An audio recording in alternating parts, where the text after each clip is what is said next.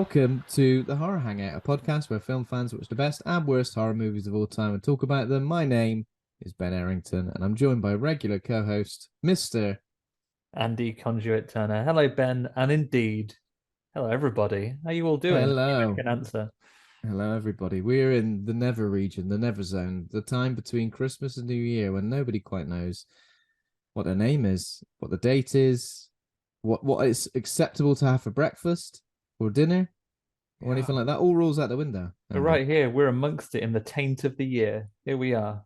The taint of the year. I like it. I've never heard it described as that before. Did you come up with that? Is that something? No, Twitter.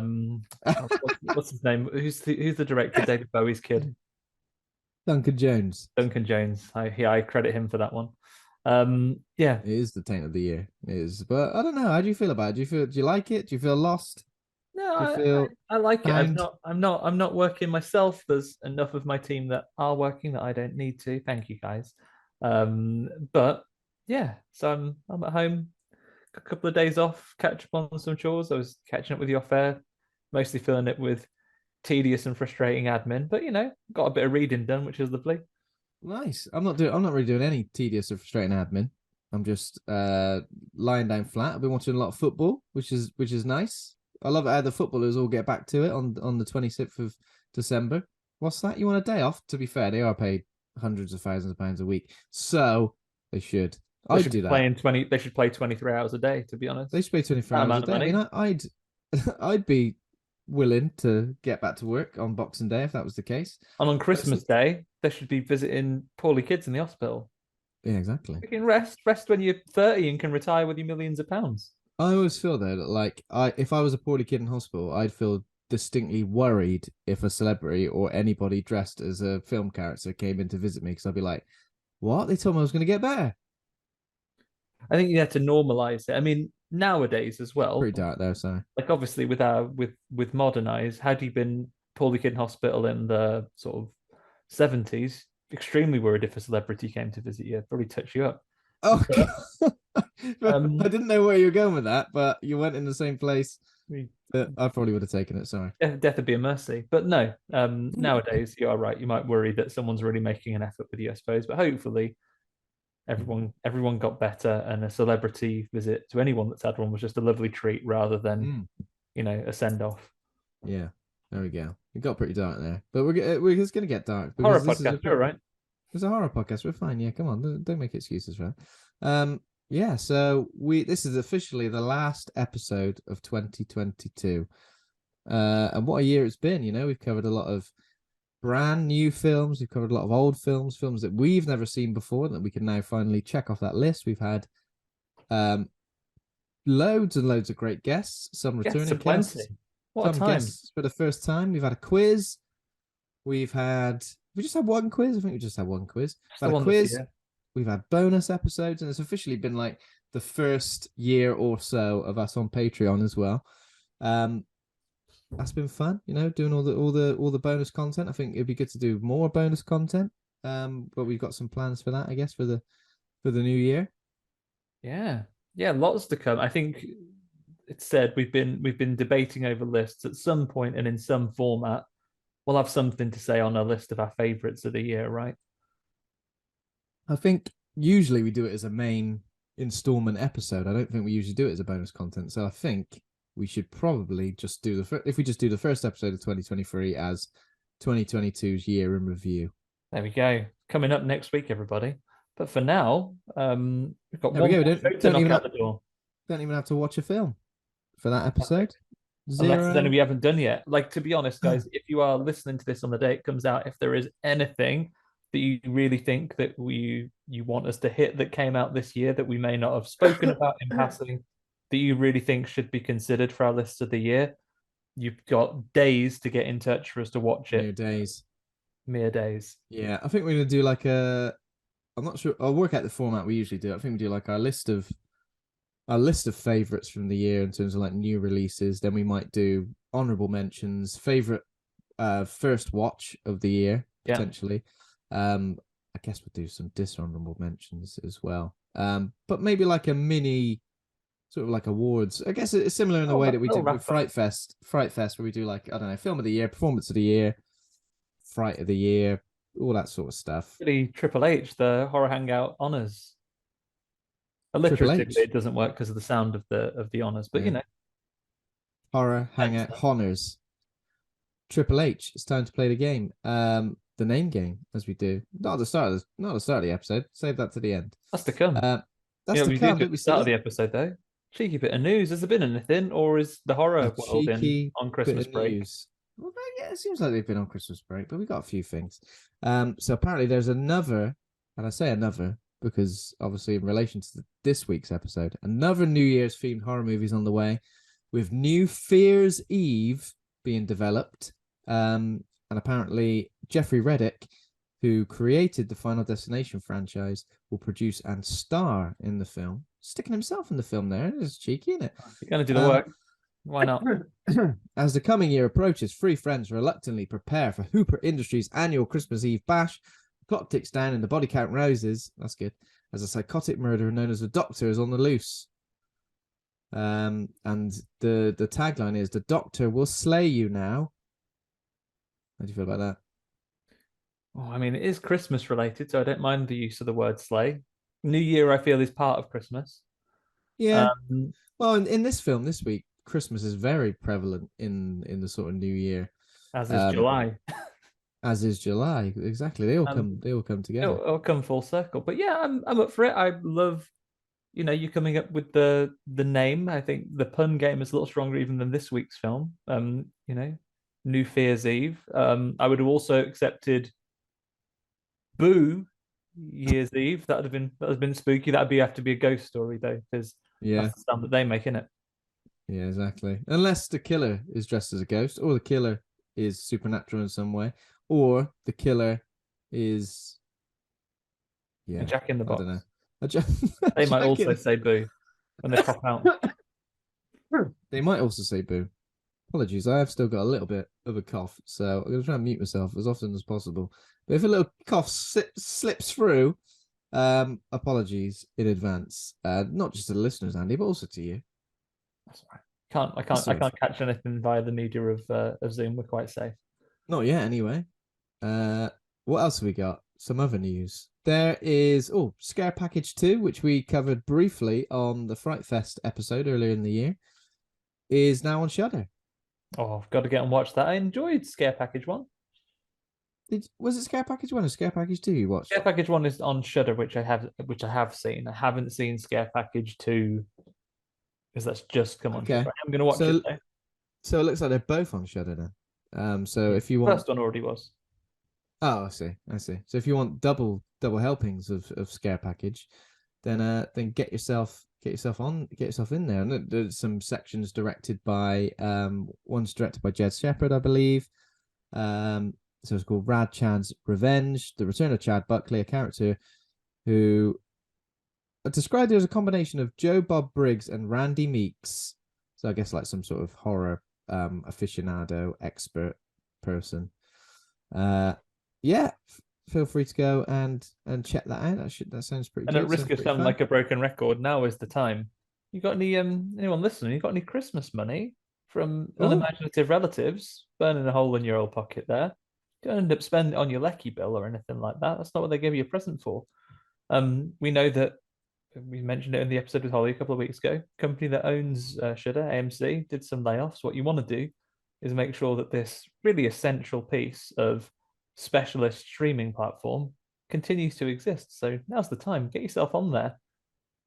Yeah, highly recommend. There's loads of good stuff. There's always brand new releases. There's Shudder exclusive and Shudder originals as well. The documentary stuff's really good as well, whether it's like the Talking Heads countdown, like we had the 101 scary movie moments, and Ben, no shortage of 7-8 hour documentaries for you as well, right? Oh yeah, amazing.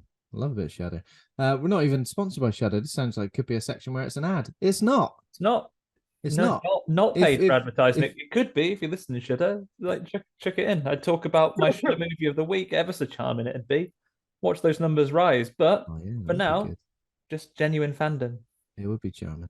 Talking about documentaries, apparently there's a new Elm Street fan documentary called Fred Heads that's going to release in February 2023.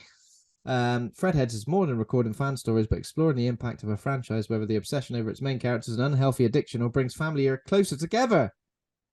Apparently, that's what it's about.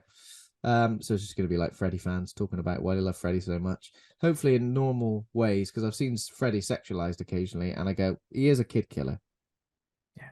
I listened to the podcast the other day. It's like, no, you can root for Freddy. Because no, you can't. He's a pedo. I said, no, only in the new one. Normally, he's just a normal like kid murderer. That's all right. That's fine then. Don't worry about it. What's that? Is this guy? Is he touching kids or is he murdering them? Only to kill him. Oh, it's all right then. He's killing them. Let him off. He's killing them, but he's not getting anything sexual out of it. Okay. I mean, it's terrible. It's terrible either way, isn't it? But he does have a lovely hat and jumper combo. Yeah, so everyone seems to love Freddy for slightly odd various reasons. But yeah, that could be good. I did also see, this isn't horror so much, but there is a RoboCop documentary as well. I've not got any information here, but I did see this been confirmed to be for distribution and is going to be out next year. So that could be pretty good, and it kind of made me think I want to watch the 3 RoboCop movies, maybe the reboot as well, because it wasn't totally awful. I mean, it wasn't great, but it was fine. Was it fine? It's all right, Ben. You've got your fix of robot-related horror coming in the new year, right? We've got Mithrigan coming out. Yeah, that's right. Mithrigan. I don't know when it's out, actually. I think it might be out mid-January. I think, I can't confirm this, but you may know, we're going to have returning guest Lucy coming back to the show to discuss. It looks like her specialist subject on Horror Hangout is diminutive killers. Little diminutive killers. Might be horrible little Lena Klammer. Might be a Mithrigan. Who knows? Yeah, I think maybe we'll have to do Trilogy of Terror with her. Maybe anything with like a little baddie. Shame we've already done Brahms 2 the Boy, 2 Brahms, 2 Brahmius. Oh yeah, but we got we got loads of Chucky sequels and Leprechaun sequels we can dive into. We've done none of them on this show. Yeah. Well, we get Lucy and she can talk about all the little folks. Oh, we'll do a Leprechaun 2 one of these days. Tell you what. Oh yeah, what about Leprechaun in the Hood? Yeah. Chronology wise, we've got a few to get through. We've got to get to space before we get to the Hood. Completionist, we gotta do it like that. We can't. Yeah. That's it for news, unless there's anything else that's weighing on your mind this week. Not really. Yeah, keep your head down. Keep your head down and out of the news during these times, I say. By these times, I mean between Christmas and New Year. Just focus on the things that are important, like the fact that bounties no longer exist in celebrations. I know, there's got to be some good news, right? The best news of the year. Have you heard about the news about the big twirls? No, what's this? Cadbury's Heroes, I think that's what they're called. Cadbury's Heroes, apparently they ran out of miniature twirls in the production line. So instead of going, there's no twirls, they've gone, we'll chuck like 3 or 4 big twirls in there. Tell you what. I'll tell you what. It's the Wild West out there, everybody. Be careful. What I like about that is that there are going to be people who don't know that this is a thing. And when they open their box of Heroes, they're going to be absolutely dumbfounded and special treat. Jubilant at the fact. You got a big one. And you know what? Nothing more than one big one, like 4 or 5. Nothing better than when you think you've got like a mistake in you. It's like when you get the chance card in Monopoly, bank error in your favor. It's like that. You've got like a little mistake that's helped you out a bit like, when we were kids, Ben, back in the day, sometimes you'd get a Kit Kat, the 4-finger Kit Kat, and you go to bite it. No biscuit in there, it's pretty solid chocolate. Yeah. You think, what's this? Whoa. Yeah. And then you eat it down, thinking you're the luckiest kid alive, and then you look at the wrapper and it's like, if you find a pure chocolate finger, you win £10,000. Oh fuck! Yeah, got it. Got him.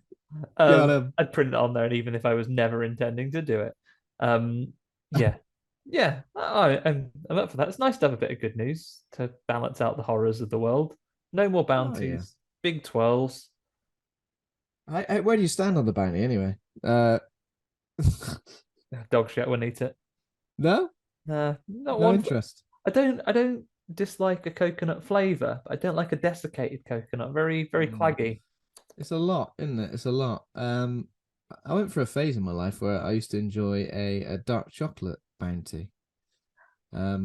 when my tastes were developing, you know, from kid to adult. I was like, it's not for dark me. chocolate bounty for me, please. It's not for me. And I think by putting it in a box of mixed chocolates like a celebrations, what you're creating is what I call the Kevin McAllister fallacy. His big brother eats the cheese pizza, which is the only one he likes, then knowing that there is no competition for the other pizzas. So anyone who does like bounty, like an absolute war criminal, can basically be there. They can chow down on all the others, knowing that you're not going to touch a bounty. And then when the end comes, it's going to be like, oh, do you want all these bounties then? No competition for them. Yeah. I think What did you call it? The Kevin McAllister? The Kevin McAllister fallacy. Yeah. So it's, you're creating that problem. So yeah, I'm all for this change. And justifiable punishment for Kevin McAllister starting a fight over that pizza situation. He's got to sleep with a relative pisses the bed. Yeah. I feel like that's some would argue that in the film Home Alone, which does segue into what we've been watching, so I think it's mostly been Christmas films this last week or so. I did watch Home Alone. I think I watched Home Alone too. I think that leaving their son alone at home is the least of the things the authorities want to look into. I think the whole piece about making him sleep on purpose with a bedwetting cousin as a punishment, that they've not addressed the bedwetting with that cousin. The fact that the older he's drinking a can of beating his younger son. Drinking a can of Pepsi as well, Fuller. Just what they say, you're gonna have to sleep in the bed with Fuller, and he's drinking a can of Pepsi. I'm like, take that away from him. If he's notorious for pissing the bed, take that away from him. Oh yeah, get some plastic sheets down. Drinking bloody sand. If I had my way. Eat a couple of spoonfuls of kitty litter, mate. Dry up on the inside. Always pissing the bed. Yeah. God damn it. Okay. Well, yeah. In terms of what we've been watching, I did watch a Home Alone. I watched Home Alone 2. I watched a bit of Home Alone 2. While I was eating a bit of my Christmas dinner as well. I mean, some people may frown at the idea of TV while they're eating a lovely dinner, especially Christmas dinner. Christmas, do what you want. Of the year. But it is Christmas, do what you want. And I ate the Christmas dinner during the best part of the film, which is the Sticky Bandits, not the Wet Bandits in Home Alone 2. They've rebranded, right? They've rebranded. Getting absolutely owned and, pretty much killed by Kevin McAllister. And every time I watch it, this is what I like about Home Alone. Every single time, I love watching the traps go off and the Sticky Bandits getting hurt because they're dead. That one killed them. Yeah, definitely every time. Skull split in half, but brain damage, internal bleeding, all those things. Again, electrocuted, pretty bad. Blind with all the paint in your face. Yeah, third degree burns. Yeah, it was PJ and Duncan. It would have been. Yeah, I like doing exactly the same. I did it with the first one. Every time it happened, they'd be like, "You'd be dead," or at very least, you wouldn't feel like burgling that house anymore. You'd be like, "No." Yeah, this was the discussion we had. I said, "What point would you just walk away?" Because in the second film, he's got evidence of them robbing that toy store. They have to get it. But I just think just go on the run because they've already escaped from prison, so they're already like wanted criminals. So just go on the run. Like him having evidence that they stole doesn't make sense. But obviously they do want to kill the kid. And that's what's really dark about it. Is there is even a line where Harry says, "I don't care if I get in the chair. I'm gonna murder that kid." Yeah, I mean he has got brain damage after that old man hammered him with a snow shovel in the first one. Probably had to kill him. Yeah, so I watched that, but like that, other than that, it's all been Christmas movies. I was going to ask you though, one film that I think actually might even fit our definition as a horror movie. Any incarnation of this. I watched as always Christmas. I watched the Christmas Carol, one of my favorite stories. Oh, yeah. It's got ghosts in it, but he can't shock us with ghosts. Which one? Muppets Christmas Carol? I watched Muppets, the superior version of that film, obviously. Yeah. Because every year, like the real life horrors of both massive wealth inequality, more important today than ever. Watch the thing of wealth equality and child mortality. Old Tiny Tim makes me cry every bloody year. Tiny Tim. I love a little sob, and he's like a little frog just singing a song about being thankful for stuff when you haven't got very much. There's a really what's that little girl ghost thing in Christmas Carol? the Ghost of Christmas Past, which is Terrifying. like a little girl. In the book, its description is horrific. That it looks at the same time like a child, but also an old person. It's has like 1,000 faces. It changes all the time. It's ever so scary. Yeah, Christmas Carol. Christmas Carol is a horror story, but it's a beautiful story, and I enjoyed watching that too. I love how Michael Caine plays it as serious as possible. Yeah, he takes it very seriously, and I think that's what makes it a magical and wonderful film. Other than that, not horror at all, but lovely, nice Christmas watch. And I watched Paddington. Lovely Paddington Bear. He's ever so nice, isn't he? But other than that, no, it's no horror content apart from the movie of the week. Give it a little rest for a week. I don't think I was watching. No Christmas watching. Sorry, no horror watching for me either. I did watch Glass Onion, the new Knives Out movie. That was very good. Very good. I think like it's an amazing cast. I think everyone is on point. Especially love a bit of Batista in anything, anytime he turns up in something. And also Janelle Monáe, like an actress that I've seen in not all that much, I don't think, but I was very impressed with her performance in this, and it made me kind of think, oh, okay, maybe I would like to see her in more. So I think she was the standout. That was good. I also watched The Banshees of Inisherin, the new movie with Colin Farrell and Brendan Gleeson, the new movie from Martin McDonagh.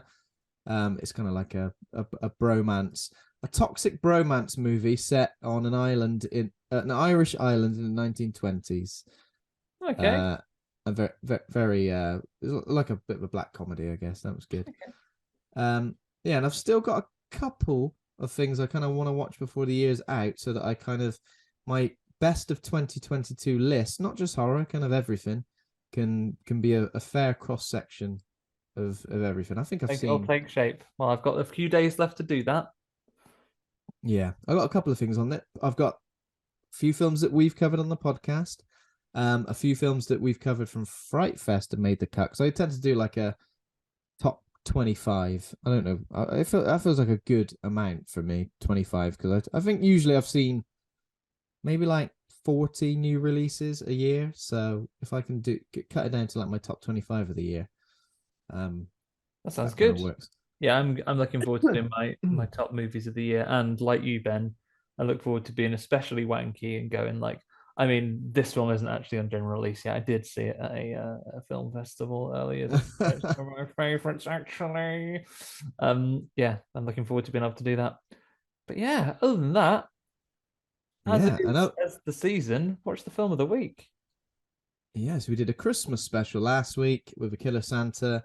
And now we're doing a New Year's special with A Killer New Year's Eve party. I don't know. How many horror New Year's Eve movies or New Year's movies are there? Just this and the upcoming New Year's Eve and my new project, Boo Year's Eve. New Year's Eve. Isn't there a film called? There's a film called New Year's Evil, I believe, but I don't know how much of a horror film that is. Oh wait, no, it is a slasher film. It's a slasher film. 1980. Oh, it's right in my wheelhouse. I have to watch New Year's Evil. First 10 minutes realize I have seen it before. Who knows? New Year's Evil is a good pun as well, isn't it? Boo Year's Evil, New Fear's Evil, Boo Year's Eve. Yeah, that's my one. New Fear's Eve. That's the one that's that new one. Yeah. And New Year's Evil. That's the ultimate trilogy, you know? Ultimate trilogy. Apart from, of course, Bloody New Year, which, I mean, we'll cover it as we touch the film. For me, Ben, perfect pairing with The Shining. Oh, yeah. It's an absolute...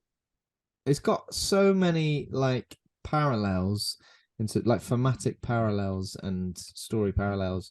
And I did even get some Shining vibes, because even though The Shining is, you know, set in America, there's something, I don't know what it is, there's something that always made me feel it's like British, and I think it's the setting, like the fact that we're in this big hotel. It kind of reminded me of these big sort of seaside resort hotels that you get, the big posh ones, but the one in the Witches that Mr. Bean's the one in the Witches, yeah, exactly, the one right on the cliffside there in the Witches reminded me of that. And I think that's why The Shining's always kind of resonated with me as feeling like a British film, even though obviously it isn't, and it isn't set in the UK. It shows the hypocrisy of some horror audiences as well, Ben, because I think, lots of things, you talk about the parallels between these two movies. Some would say some of the, more obscured metaphors in The Shining. You feel like that, people do a chef's kiss and say, oh, what a bloody masterpiece. They watch this, and I'd wager a lot of people say, incomprehensible shite. But it just shows, doesn't it? Just shows the inequalities that people are bringing to the table. I tell you what, if you're watching this side by side, if you're watching this and you're thinking incomprehensible shite, you're a little bit right. Let's not be wrong. Let's not. You are a little bit right, but entertaining incomprehensible shite at the same. So, Bloody New Year is a 1987. God, reading that out, 1987. There are films that we've covered from the 70s that seem that don't seem as old as this film. This film, I was like, it got me in the 70s, right? But you kind of are judging things based on the hairstyles and the fashion. Temporal disruption, because they dress like they're from the 50s, quite a lot of the film. Oh, yeah, of course. Confusing. Okay, so Bloody New Year is a 1987 British supernatural horror film directed by Norman J. Warren, starring Suzy Aitchison, Nikki Brooks, Colin Heywood, Mark Powley, and the plot. A group of friends take refuge in an island hotel that is decorated for New Year's. The problem is, it's early summer, and soon enough, even the wolves themselves are striking out against them. That's oddly specific. You mentioned this film a little while ago, didn't you? And I think it was a few months ago you told us about it. I think I watched it in the other perfect season to watch. I think I watched it in the summer.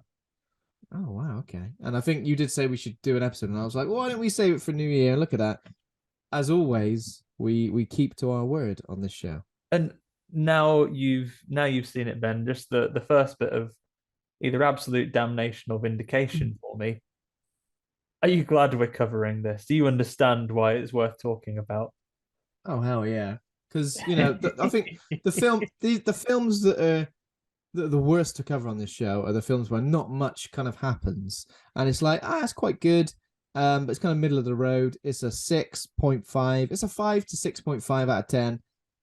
It's either side of that where I think we have the most fun. And yeah, this falls in the realms of being, from a lot of people's perspectives. Which way beyond the mediocre? We'll find out at the end. We will find out, yeah. So it has got, this might help you work this out, Andy, but it's got 4.5 on IMDb. That's 5 stars? No. 4.5, unfortunately not. It's out of 10. Also, Rotten Tomatoes, no non-applicable critic score. It's only got one review on there. Surely that's, former guest Lucy. Surely she will have covered Bloody New Year. I hope so. Might have to double check. 28% audience score. And we got some but I've got some choice reviews here, and the choice reviews are a lot kinder than perhaps those scores indicate. So Tony the Terror says, it really is the UK version of Ghost House, with a kooky haunted house, plenty of daylight frights, silly gags mixed with gore, a bloodthirsty wooden duck, and a pool table that turns into a funhouse ride car. 4 stars. And Lauren T says, cheap supernatural time warp hot mess. 3.5 stars. And Mushi Minion says, Bloody New Year, bloody good time. Oh, how many stars? 4 stars. 4 stars. Yeah, so they seem pretty, keen on this as a movie. I think being a British person who grew up, born in the 80s and grew up in the 80s and 90s, there's a lot to enjoy about this, especially like they're at Barry Island, right? They do go to Barry Island. The log flume has got Barry Island written on it. Yeah, so like seeing a fun fair / fairground, a British fairground like that, and kind of seeing all of these Britishisms alive and well in this film. It made it for me feel like one of those made for TV, and obviously it has got gore in it, so not aimed at kids, but still felt like it kind of had that vibe for me, like a made for TV 90s horror, but like family friendly horror thing. Yeah, until we start seeing the gore. It gave me the idea, the vibes of like growing up when you're a kid, like growing up in like the late 80s, early 90s, and the things that were on like TV of a Sunday, like on a BBC Two or whatever. Yeah. Were like were 70s made TV movies that were just on endless rotation on the daytime, and there'd be infinite numbers. There's one about Sammy's super t-shirt. He has a t-shirt as a tiger on it, gives him incredible powers. There's one called the glitter ball about this little ball bearing that comes from space. He's an alien, eats custard. And there's a man called Filthy Potter who wants to use it for burglaries. Is this real? It's on YouTube. Look it up. I recommend to anyone watching now, watch the glitter ball. That is the most 70s British film you've ever seen. Wow. Filthy Potter, the villain of my childhood. Jesus. Watch, and it has the feel, it has the vibes of a program like that. If only the ghosts were somehow befriending some children to stop it being demolished by some developers. Yeah, exactly. It definitely had that sort of vibe. It had that sort of vibe, family-friendly vibe, something that kids could potentially enjoy until, the gore starts. Until we get Hellraiser hooks later on, with a very, very Hellraiser effect of them being dug into the skin. Yeah, I mean, so this is 1987, so obviously this came after things like Hellraiser and The Shining and stuff, but clearly takes homage from those films. In a way, and even like kind of silly, in a silly way, like Evil Dead or something. Obviously not as slapstick and over the top and meta as sort of films like that, but it kind of feels like, this group of, I guess they're kind of like, did you say teenagers? They are supposed to be teenagers. It's hard to tell, isn't it, in 1987? Yeah, because everyone looked 30. Everyone looked 30. This is post Grease as well, where everyone in the Grease movie was about 48. And so that's what's confusing about it. The hair is confusing as well, Yeah, it's basically just adults that are meant to be young who do things like go to the fairground and the seaside, but also have Land Rovers and boats. Yeah, I mean, is this geographically correct? Is there like an island off the coast of Barry Island? Is Barry Island? If you go off Barry Island, there is another island, which is in kind of a time vortex after a military, spoilers for the movie Bloody New Year, after a military plane, which was bending lights and apparently therefore time. But you know what? I like that as a concept because it's an interesting, unique, it's mad, absolutely explanation brilliant for what it could be. Like, they could easily say, a load of people were murdered in this hotel, and now you're here, they're all ghosts, and now they want you to stay and be part of the hotel, because that's kind of like, again, very Shining-esque. Every haunted house, every haunted hotel you'd ever find. Yeah, leave me alone. Let me leave. No. But how far is their control? Because it doesn't just control the hotel; it controls the whole island. Like, you can't even get to the coast without the sand wanting to suck you in. Yeah, people slurping you off left, right, and centre. And who knows what'll happen when you walk through a door? Maybe a net will fall on you. Maybe it'll be a door to absolute oblivion. Who knows? Sometimes there'll be a snowstorm in there. Oh yeah, like, it is very, very silly and over the top, and the visual effects are like not great, but at the same time effective. The fact that it all kind of takes place during the day as well is a very interesting choice, but I think a good choice because it just feels very otherworldly and genuinely quite spooky in places. When there's like this maid who comes in, ghost maid, all well-to-do and sort of polite. I genuinely got a little bit of a chill. I was like, ooh, we know she's some sort of ghost. But is that why it never becomes nighttime, right? Is that what we're meant to think? Because of a time warp. Some sort of time warp, yeah. Because there was a moment when one of the guys says, I have to get the lights on. It's going to be nighttime soon, and then he goes down. And he goes down into that really well lit cellar with his candle. Makes 0% difference to the light. Handy. Yeah. So this is starring a load of British actors who I don't really recognize. The only one I recognize was someone called Mark Powley, who was apparently in. Oh, wait, here we go. He was in The Bill. There you go. Oh, he was in The Bill. Only for 3 years though, but that's 88 episodes. Something called Next of Kin. Interesting. He kind of stopped acting in 1990.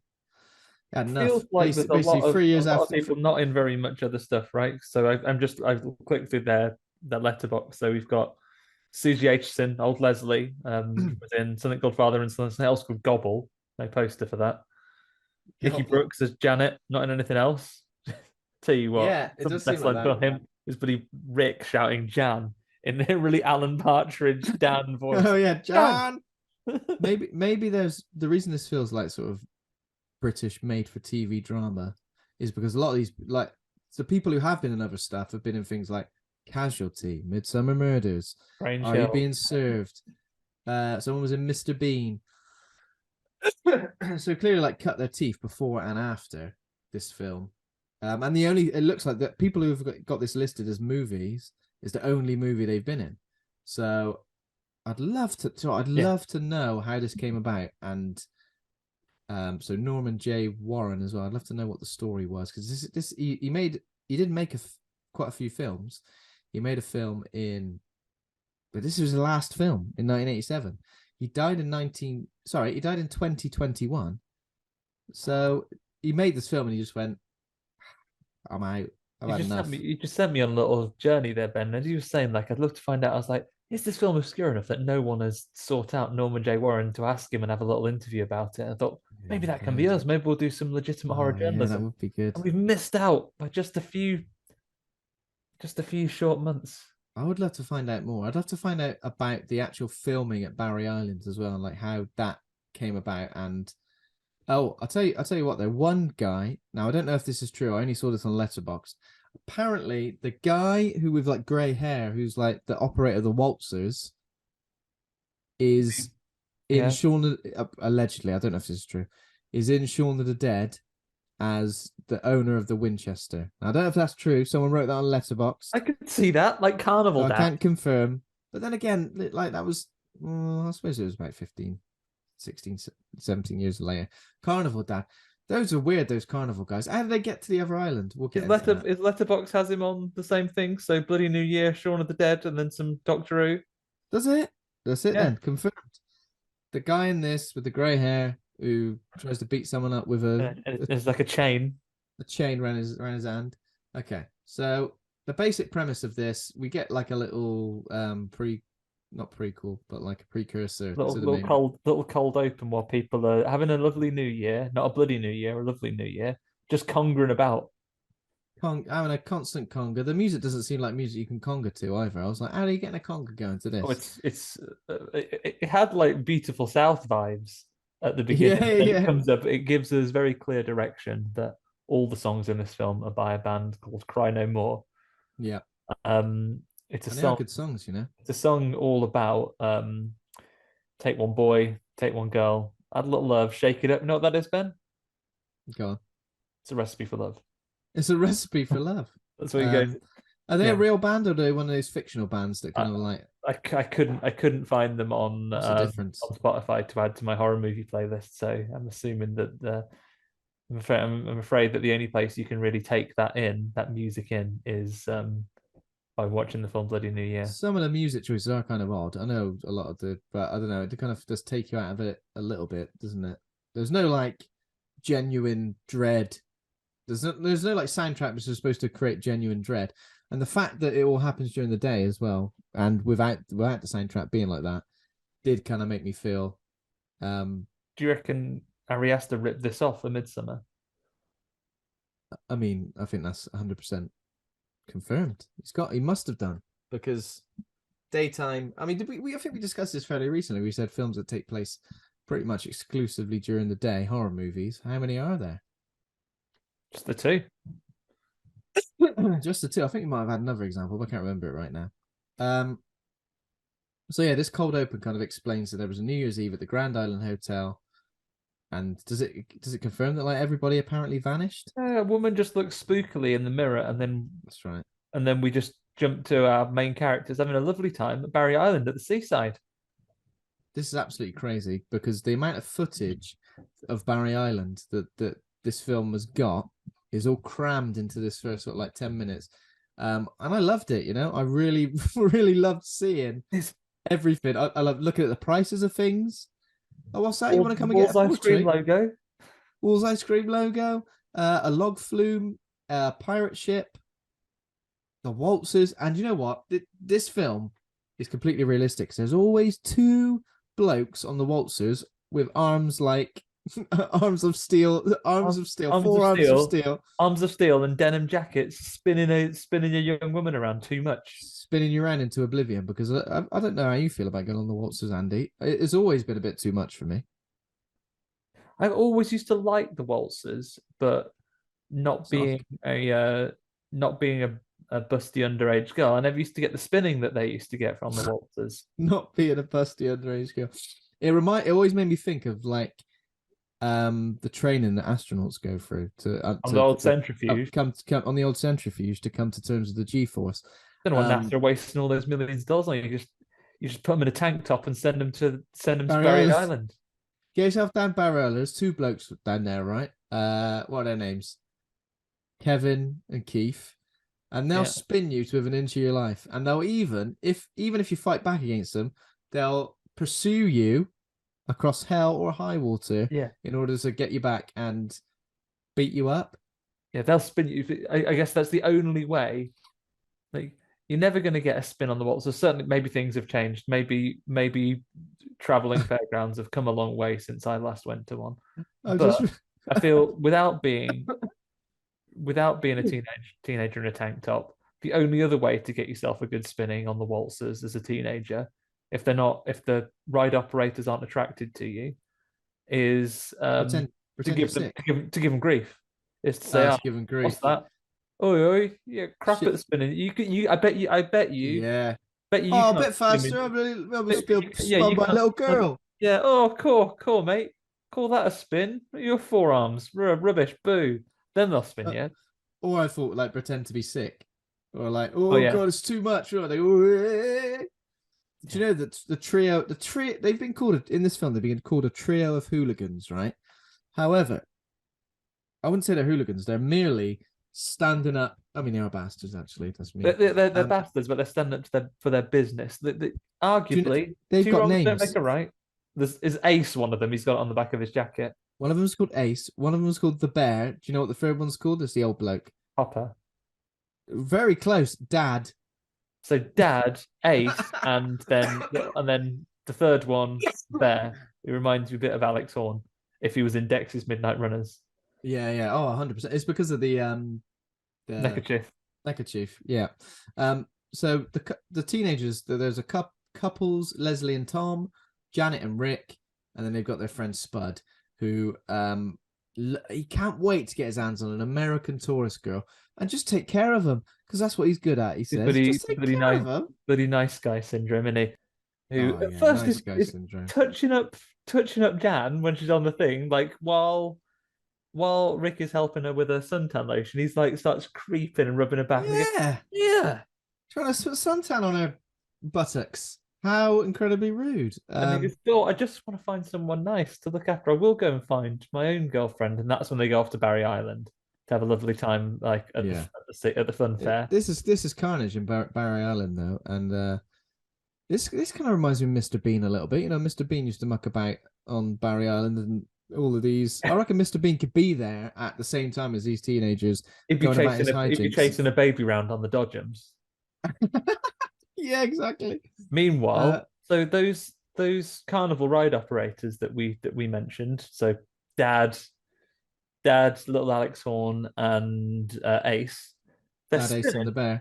They're spinning an American tourist who's come to the fun fair on her own too much on the waltzers, and she's screaming, "Oh, leave it out, will you?" And he goes, "Nah, you're coming around with us again. We'll spin you even more. We're not going to stop till you chunder." They're giving her a right old spinning. So these lads, they take it upon themselves that right, we've got to come to the rescue here. While the girls go off to get a fortune told. The girls go off to get a fortune told. They'll just step in a harassment situation, which I would say the first action they take here, perfectly reasonable. I think they escalate it a little bit too far, which what lands them in the situation they're in later. Because rather than, I don't know, calling a constable, just shouting at the people, they take it themselves. Old Tom takes it on himself to go under the workings of the waltzers, pull the big like Frankenstein's laboratory lever to cut the power, and then yank a load of the electrics out, like yank out a fuse, sending the carnival operating men flying off the absolutely waltzers. flying off, and they're immediately bloodied as well. Like I don't know what happened when they landed on their face or what. Oh, one gets bloodied when he gets bashed by a Dumbo in a bit, but oh yeah, of course. but they They get basically absolutely tossed what off could have the roller coaster, the they get told waltzers. stuff. What could have easily been like a minor exchange, or some kind of disagreement escalates into violence, and then a kind of comical chase Like a sequence. lifelong feud, basically, because not only do they, I imagine there's got to be a risk of them damaging that expense, their livelihoods To by be just to be fair though, I think no matter what happens to fairground rides, they get still pieced continue to together. operate. Yeah. They'll be operating, even if they are like just on the precipice of breaking down, and maybe killing somebody. They'll always be Stick some gum on it. Citizen But going to be fine. what I think probably settles this now is that they not only have them thrown from the ride by the centrifugal force to rescue the damsel in distress, but then he full on no them. He literally does. He actually does. He takes the fuse out so that they can't even get their waltzers wide. Waltzers wide. They can't even get their waltzers wide to work. And he goes no. That it's like a fever dream, this moment. And then they run off, and they all like split off as well, don't they? Dad, Ace, and the bear give chase. And you would absolutely. To be honest, I think still to this day, as a normal rational adult, if someone had something of mine and they said no, I'd probably chase them to the ends of the earth, like those African hunting dogs that pursue animals for days until they're exhausted. I reckon that'd get me in that zone. I'd follow them. I get this fairly regularly. My nephews make a habit of stealing my hat and not only running away with it, but running away with it and hiding it. To which point I'm like, okay, I'll go along with the game. Haha, yeah, give it back. But it gets to a point where I need it back. I'm about to leave, Oh, can I have my hat back? I'm about to leave.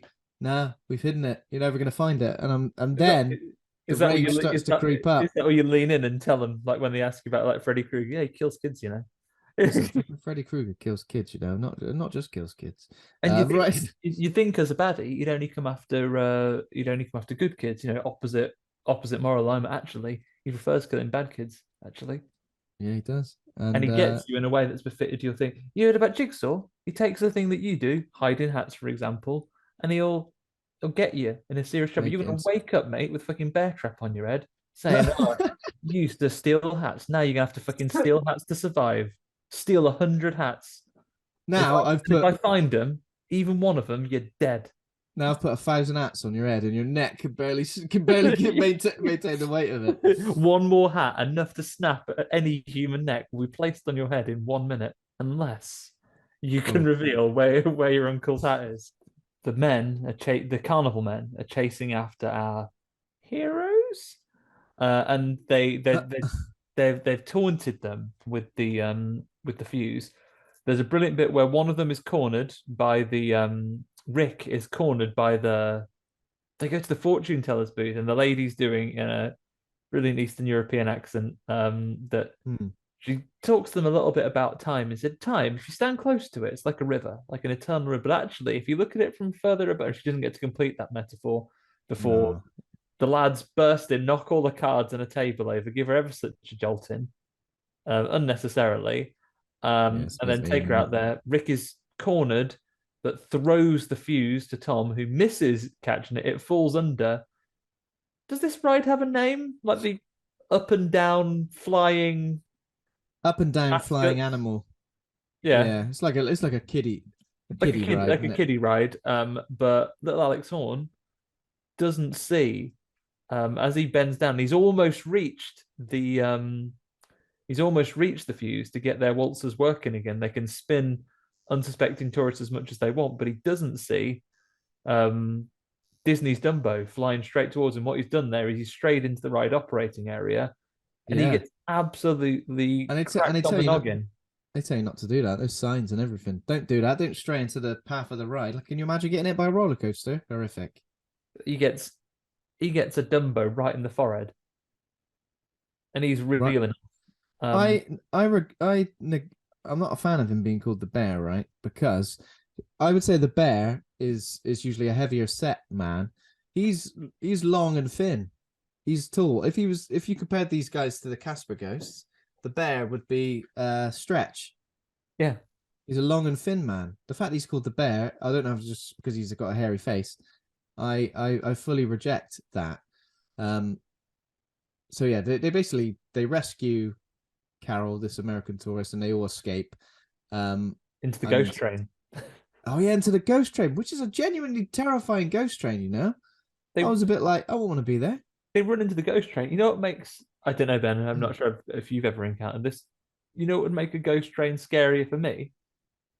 Go on. Someone crashed a fucking Land Rover into it, which is exactly what happens. Jesus. Exactly what happens here. A Land Rover with a trailer. They're there and there's a spooky man with an axe, and the carnival men are chasing you around in there. And then is there security? Is there security at this carnival you can intervene in any way? Because it feels like it's not, because going forever. While the others are runabouts, Rick has just gone in, got the car, smash it through the ghost train. They all get on. They're in his boat in the trailer, and then the carnival men are hanging off the sides like it's an action movie, like it's an Under Siege. And I'd be embarrassed if I was these carnival men and I got myself into this situation. I'd be like, I don't know if this is the career for me. I love how they've all got their weapons though. Like one of them's got the brass knuckles. The dad has got like his special chain weapon that he's got. It's like the Streets of Rage. It is like the Streets of Rage, yeah. But they all get biffed off the boat that they're all clinging onto, and fall into some conveniently placed boxes. Or just loads of those, those big floater footballs that you would buy at the seaside, but inevitably lose. You kick it and it go in 9 different directions. There's a period in my teenage years where we used to go and buy like a £1 football from the Wilcos several weeks in a row, probably over the course of one summer. Always ended up in the river. Like impossible. Yeah. Like not because we're bloody hoodlums, just played within 100 miles of a river, so inevitably it would like get kicked into the air, get caught by the wind. Yeah. Then you'd spend an hour like trying to throw stones at the opposite side of it to use the ripples to push it back in your direction. Never works the way you want it to, does it? Doesn't. Never ever does. So where is this boat? Is this boat just on the sort of coastline somewhere? I'm guessing it's just a boat that they had, because it's on the trailer at the back of Rick's yeah, car. Of course. So they go, just drive off then. Just drive off then. Why would you try to escape via the sea? Yeah, why don't I just drive to any other town away from Barry Island? Literally anywhere else. I can't imagine Ace, Dad, and well, I say that, but they do pursue them to. They might pursue them to an island off Barry Island. They're not going to pursue them to Birmingham New Street. We don't know. They're pretty committed, you know. And I guess actually they might work for. I don't know. Barry Island it's a permanent amusement, isn't it? It's not like they work for a traveling fair and they could scour the country for them. Exactly. Maybe I reckon they've got a lot of pent up rage from working every single day, and they've always wanted to smack some teenagers about. But this time they finally got an excuse to do it. Yeah. Oh, maybe that's it. Maybe part of their therapy was to tell you what, I'm filled with such a visceral anger. The only thing that can actually help me keep my terrible rages under control is by constantly spinning people on waltzers. And with that taken away from them, I'm going to batter them to death. Batter anyone you find. We don't see the mainland at this point. Everyone else in Barry Island could be dead by the time they've eliminated everyone else on the mainland. Because of these fucking guys. God. Dad. Is Dad Ace and the Bear? Is Dad their dad? I guess so. I guess his Christian name is Dad. I want to see some sort of sitcom based on their upbringing and their home life. I want to see what Mum's like. Ace and the Bear. They've given themselves. Based on this, she at least wears a denim jacket. Does Mum? Yeah. Ace and the Bear have given themselves those nicknames as well. Oh, Dad, don't call me Kevin anymore. I told you, call me Ace. And don't call me Keith, call me the Bear. It's Uncle Blade all over again.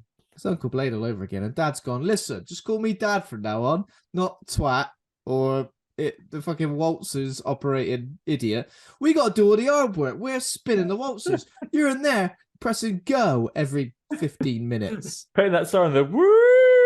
Oh yeah, scream if you want to go faster.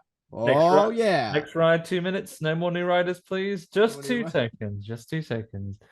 They've got to have someone on hand to clean up the vomit as well, because I imagine the waltzers is the most vomit-inducing ride of all of them. Do you reckon? I've never really paused to think of the original cryptocurrency that was theme park tokens. Do you think they base the number of tokens that is worth each ride based on the affluence of the area they go in? So, if you go into a well-to-do area, is a ride for 3 tokens? Token inflation has been something that's really bothered me for years. That's why I'd want to steer clear of any sort of fairground unless there's a flat rate that you can go in and pay 15 quid. You like an Alton Towers? Once you're in, you're in. Once you're in, you're in. You can go on as many things as you want to. I feel like you can get ahead of yourself if it's all token based, especially if you've got kids with you. Because my daughter has no respect for any sort of currency. She just thinks tokens ain't real money. It just lasts forever. She'd be like, I want to go on this ride. That's essentially a $5 each time. I want to go on it 3 times. If you want to go on a ride, if you want to pay 15 quid for 3 minutes of entertainment. Could you not have experienced it 3 times as hard? Open your eyes really wide the once. Yeah, exactly. That's why there's a place called Thunderworld, which comes to Bristol every now and again. Well, I say every now and again, every year, and I think that's like a flat rate. You get a wristband. I see. I was a big fan of, grew up in the Midlands, so Drayton Manor Park and Zoo, where you would go, you pay an entry to get in, and then you'd buy tickets, or you could get a wristband. So it's like gambling that you could play. Yeah, that's a. So you could get a wristband. If it's a high queues day, maybe you're not going to get as much as you would with the tokens, but if you get yourself a wristband, then you have a benchmark to say, right, you take them out how many tickets it would have been to go on those rides, and when you've when you've made a save in there. So right, I've got to get on my 3.5 ride. Assuming you're not going on any low bar ones, then you've got your value out of it. Wristband all the way, I think, for me. I'm a wristband guy. So to get on the boat to escape, and I guess, and I don't know where they're going because they're not aiming to go to an island. They're just out sailing. But Spud is it Tom who's just a bad driver, because they have. There's a bit here. I don't know why these lads are friends, because they're like, Spud's driving it, and then Tom's like, you're doing a shit job of steering this boat, mate, and an absolute shitter of stealing Rick's boat. You're having a mare. And he's like, oh well, Rick chose me to drive the boat, and ever since he's chose me for anything, you've always been behind me with a spanner and some fucking good advice. Yeah, they'd try and put a bit of history to these characters by kind of saying, well, I've had to listen to your shit jokes ever since you were a little kid. Was that Leslie? That was Leslie, yeah. She just says that. And then they run aground. Well, say run aground, they kind of hit a random rock in the middle of the ocean. It's not like they're anywhere near anything. Yeah, they hit a random rock in the middle of the ocean, but they're like, but yeah, we'll drown if we can't swim all this. It's okay. We're in waist deep water, so that's we're just in waist deep water. It's absolutely fine. What about the sharks and stuff? Definitely no sharks off the coast of Barry Island. You're fine. But there is an island nearby. Not Barry Island, a different island. Grand Island. What's it called? Like Grand Island, something like that. Grand Island. Yeah, where it seems like no one's been there for a long time. Oh, so essentially they end up stranded. This is weird because when I first read the synopsis for this, and it was like shipwrecked British teenagers, and I was like, what? How'd you end up shipwrecked? Like, let's be honest. If you're living in the UK your whole life, does not include trips to other countries and stuff like that. Living in the UK your entire life, you'll never end up shipwrecked. There's not going to be a scenario where you end up, I've been bloody shipwrecked. Never. That's never going to happen. It's not like we're living in Barbados. But these guys do. They get shipwrecked. Just off a little island. And I tell you what, the island is not promising. The first 2 things they encounter then, bloody horse skeleton and then barbed wire. And the woman's like, horse skeletons? Barbed wire? I don't know this island at all, does Jan. This is horrible. This is the worst island I've ever found. 2 things that I don't want to see on an island: barbed wire, horse bones. Terrifying. One of them stands on the barbed wire as well. Just look where you're walking. So then they find the hotel, and they keep going. How did they get soaking wet? Did they end up in the water? Yeah, they go in the water, don't they? Because they spring a leak, and they've That's right. sunk. One of them can't swim, so it's like, I can't believe swim. So sorry, you can walk. You can paddle. But they're ever so wet. Carol, the American woman, she didn't half moaning about this being wet. She's like, I just want to get out of my wet clothes and get something nice and dry. All right, did you bring a change of clothes? Did you? No. Oh. So they get to the hotel. Should have thought about that before you got trapped on the waltzers. Who's going to Barry Island on their own without a change of clothes? Her friends are arriving from America the next day, so she's just going to be on the waltzers until they arrive. Killing a bit of time, wouldn't she? That's what she was doing. But yeah, when they arrive at this hotel and go inside, it was very strange because it's all decked out for Christmas, and it's got loads of banners up saying like Happy New Year and stuff. So it looks like Happy New Year. Goodbye 1959. Hello. Hello 1960. The decade of love. So yeah, but obviously it is July in terms of our movie. So the fact that they've arrived and it's adorned with Christmas decorations, the teenagers initially think, oh, it's just a laugh, isn't it? It's obviously some kind of like theme night. People have like theme.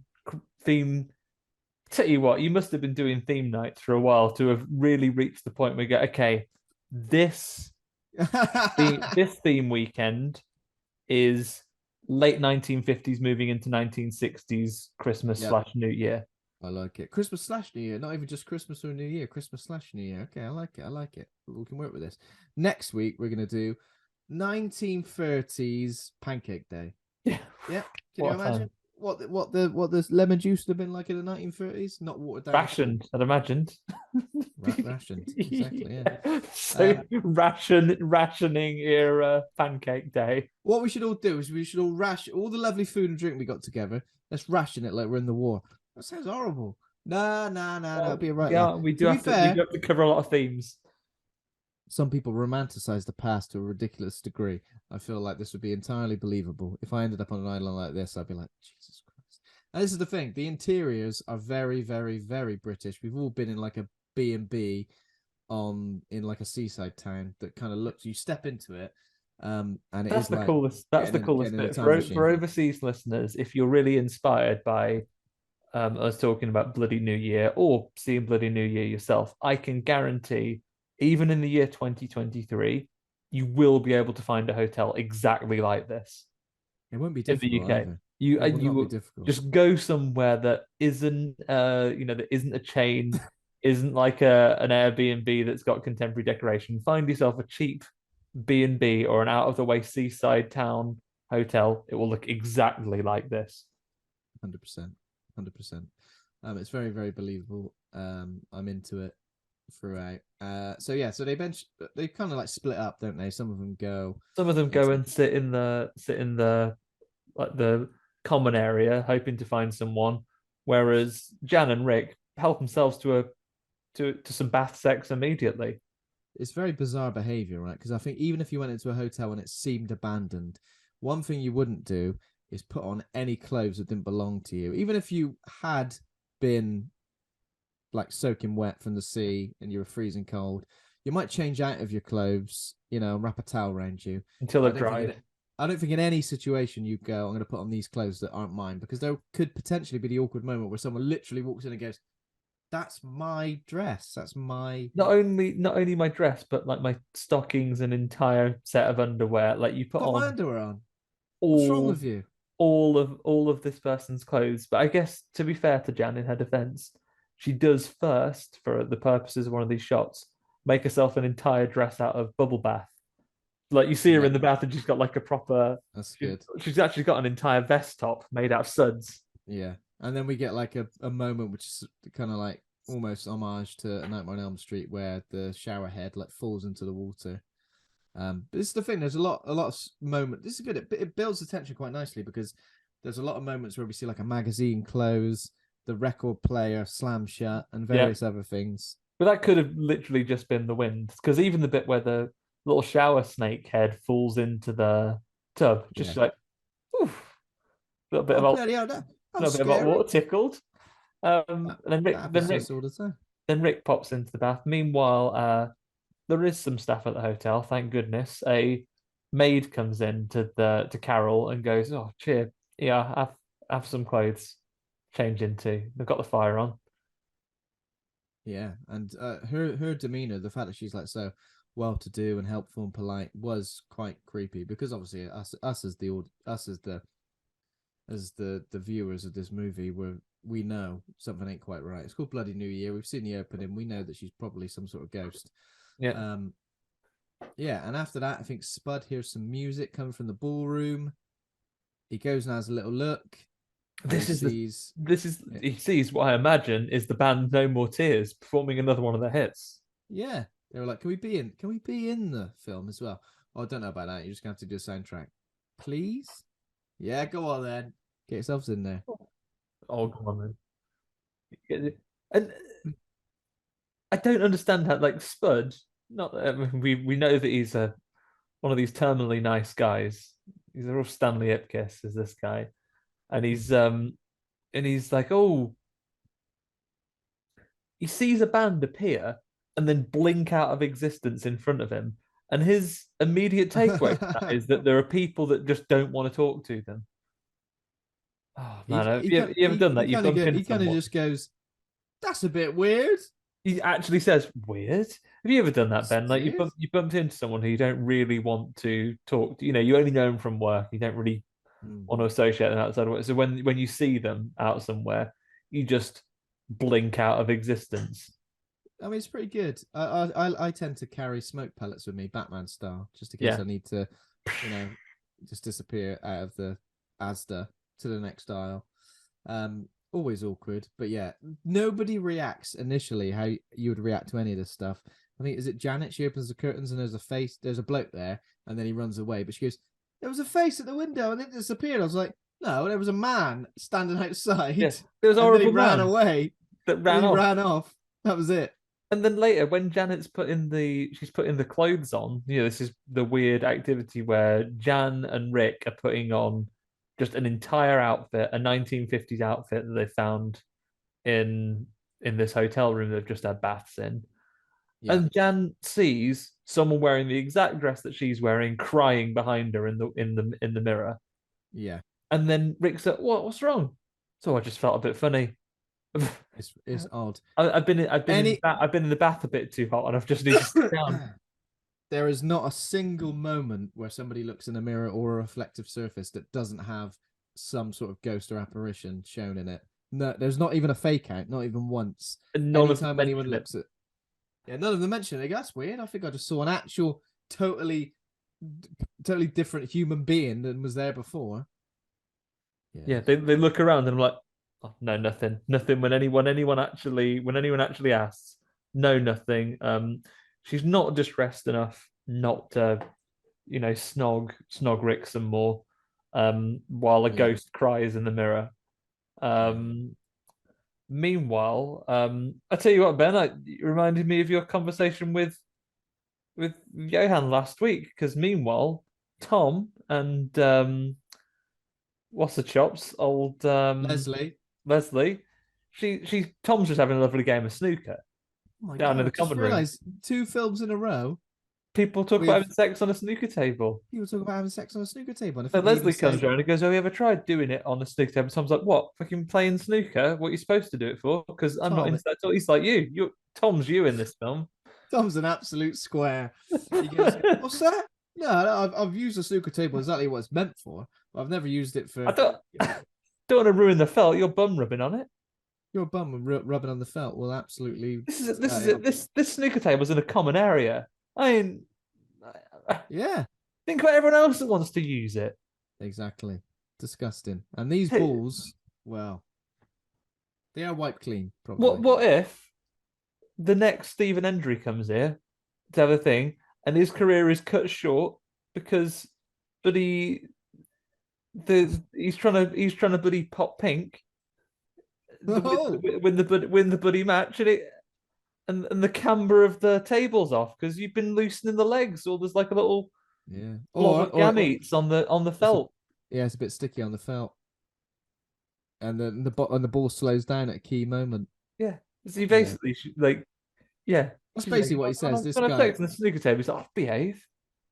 absolutely behave. He goes, to be honest, I would, but I'm well into being an electrician because I fucked up those waltzers, and I'm really looking forward to finding the circuit breakers to turn the lights on. Not only is he an electrician, she describes him as the king of fuses.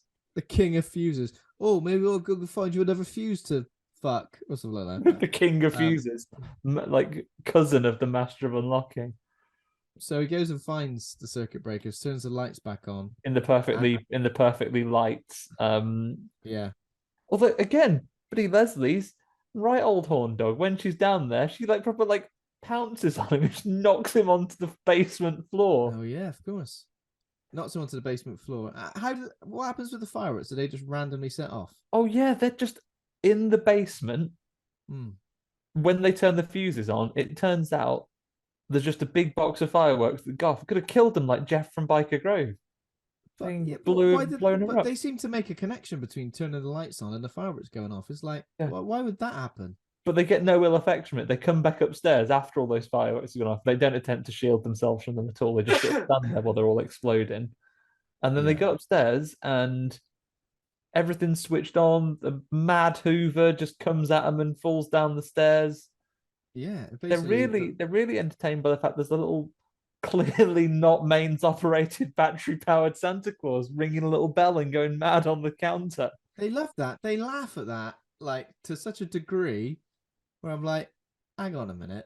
Like I've never gained new technology in the 80s though.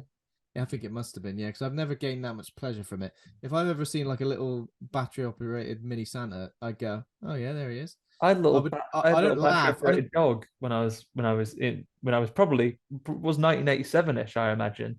Okay. Little dog, put a little battery in him, big fat flip. Yeah, no, I didn't flip. He just walked along and then did like a little bark, and then carried on. I think my daughter Megan owned about 3 or 4 of them during her first 5 years of her life. She loved them, absolutely loved them. Would she laugh at them like these grown adults do? Yeah, I think so. Oh, look at this! This is a right laugh, and it's here he goes. Remember when Big Mouth Billy Bass first came out? Tell you what, generations of laughter. Singing fish, great times. So yeah, they kind of all regroup and they end up in the hotel's theater, which is screening a film. Apparently, the film is Fiend Without a Face. Is this a real film? It's a real film, yeah. So they must have the rights. This looks good. A film from 1958 as well. So a film that would have been relevant to that time period. So clearly, the director Norman J. Warren, rest in peace, did his research. Did his research, yeah. Oh, I think I'd quite like to watch The Fiend Without a Face. In fact, I might even bring it on my letterbox now and add it for future reference because it doesn't look like a great great little B movie, like horrible brains coming through the window of your house. Yeah, exactly. Around about this time, Rick is like convinced that someone's staging an elaborate prank, and this is probably one of the weirdest. For me, one of the weirdest moments. So let's try and break it down exactly what happens here. So Rick goes to turn off the projector, but he plays like this reel for the hotel, which shows like the party goers from 1958 in front of the entrance. But what is weird is that like one of the figures bursts through a shake the screen. Well, a man, a shake. A man. It looks like a shake. It looks like old Greg from the Mighty Boosh, and there is another old Greg-like man made of seaweed as well. But he bursts through the screen. Now, what's weird? So he kills Spud by just scratching his face. Yeah, he kills him, and they come out like it's proper. What's his name from Salem's Lot? He just does a little attack on you, and it'll kill you dead. Just bang your head together. You're dead. But how does he vanish? Because I think he goes off like a balloon that someone's letting go. They're not obviously like he goes off like a balloon, and then Rick ends up like wrapped up in the film reel. I mean, the only bit we've missed on that bit is how outraged because they've all gone into the cinema, they sit watching it, and then Rick gets so angry, like the Fiend Without a Face ends, and it literally says "the end" on screen. And he goes, "Here, what the bloody are you? The film's gone. It's ended."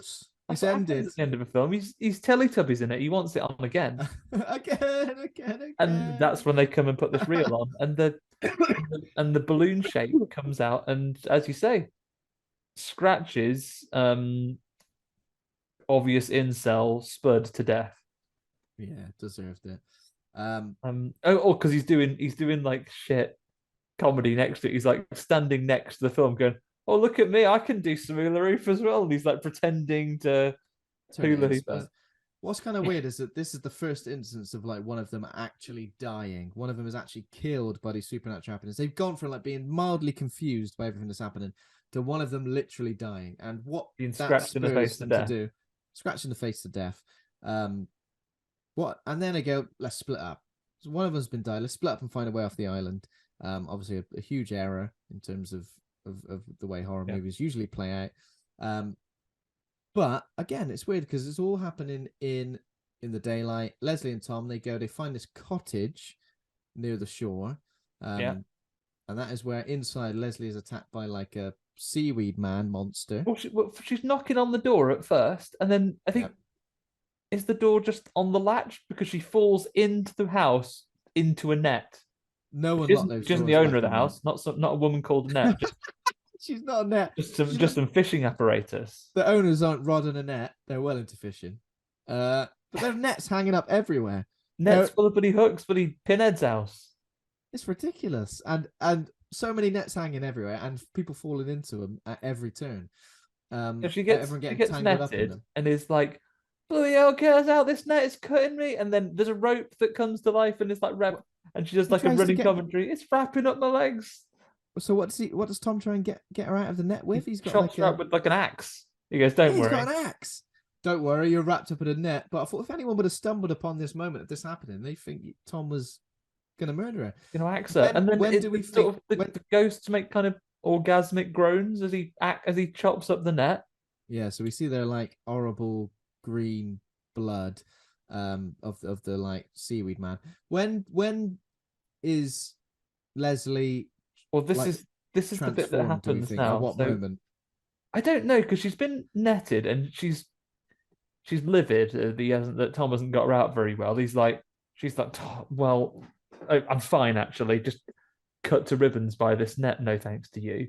And then before you know it, like a velvet covered box becomes a big horrible seaweed man that's choking her like she's Bart Simpson. She's like, ah. Yeah, this seaweed man. And Tom spear guns it. Well, he spears it a few times, and he spears it until almost embarrassingly it's just turned back into like a felt covered box, and he's like poke, poke, poke, and then he gets thumped in the back, immediately triggering the scene to change. But not even like, he gets pushed off camera or something's got him. Literally, it's at the moment like goes ah, and then as it happens, it's like gone. Yeah. And it goes to, again, we're talking about inspiration from this film, like a section of the film that would go on to inspire The Happening years later, M. Night Shyamalan himself, because we just get bushes sort of jiggling and laughing. It's like, this is the thing, right? It's obviously got a low budget, this film, you can tell that. And it feels like some of these sections are like, wherever they're filming, they've just gone, there's this cottage over there. Should we maybe do a scene in there? There's some woods over there. Should we do a scene in there? They've kind of just split off and gone, let's just do a couple of scenes here. Is there like a plane crashed into a nearby building? I reckon that was already there. Must have been. Oh, we hear a plane crash, but let's just touch on this very briefly. We have seen a bit of TV earlier on, 1950s television, someone saying, oh, well, there's like a scientific debate program on saying, oh, that's right, we've got a new plane that will be invisible to radar, and one of the scientists is having none of it. He's like, if you're messing with light, you're messing with time. And those two things come hand in hand. That's playing God. I was explaining to Karen, actually, maybe now I understand this science. I assume, Ben, right now, you're sitting with the lights on in your room, right? It's nighttime. Yeah. You're messing with light, Ben, and that is, in fact, messing with time and therefore playing God. What you're doing by turning the lights on is you're summoning that light from a different point in time that it was light. Oh, yeah. See, that's what we're toying. I'm replicating the power of the... replicating the power of the sun. Yeah, we're messing with things that we don't understand here. So by messing with light, you're messing with time. And one of these scientists is there, and then the other the sort of Jeremy Paxman type character, like goes, "Gentlemen, if we can't have a civil scientific discourse, we're not going to get anywhere." But I think like anybody else would kind of see this film. I say anybody else, me included, would watch this film and think this was just like some 1950s TV playing to try and establish the fact that we're in the 1950s. The fact that it kind of leans into what is essentially is dumping some, what's the word? Some heavy exposition. Well, until we get the ghost of exposition later on, this is the height of subtlety, because you would be forgiven thinking this is just flavor stuff, but the light and time bending aeroplane that someone's invented and was on like Tomorrow's World or whatever it was on the TV. Yeah. This top secret experiment that was going on, they just televised. It does come back into play, and we kind of hear it. So back to where we were, Rick and Jan are running around from invisible laughing bushes. Some footprints like walk towards them in the sand. Oh yeah. Leave them alone.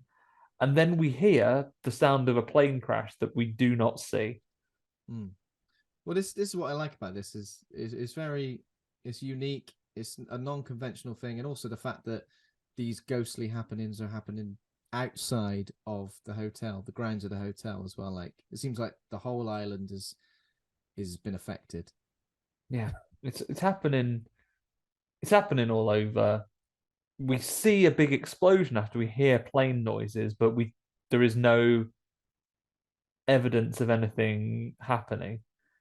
Is this now when Carol has a little wander, or is that a bit later? I think Carol is when she gets caught inside the snowstorm inside the hotel, which That's the one. It's clearly like what's it called? Plastic. It's exactly right now. So Carol goes in. She finds another little cottage. Thankfully, no nets in this one. Just an absolute blizzard behind the door. Just an absolute blizzard. Absolutely fuming, you'd be. And she reaches the point where I think the blizzard's about to overcome her. She's tried to crawl back towards the fire. That's not helping. She's like, "Oh, so I am to die, I guess." And then that's it. It's the end. And then the blizzard has stopped, and she's just outside again. And there's just a little dolly of her in a snow globe in the window. See, these things are kind of creepy, and I feel like they would have been effective, especially in the 80s. Like the little dolly, and again, like sucked off into the wall, and people just vanishing. It was people getting trapped in inanimate objects I was find quite creepy, especially like we've mentioned the witches once, as mentioned the witches again. When the girl gets like trapped in the painting at the start. That's creepy. That'll get you. That's what happens in a bit later on. But so Carol's fine. She has just been spooked a little bit by the hotel and the snowstorm that's happened. Really intense snowstorm. They all get back together.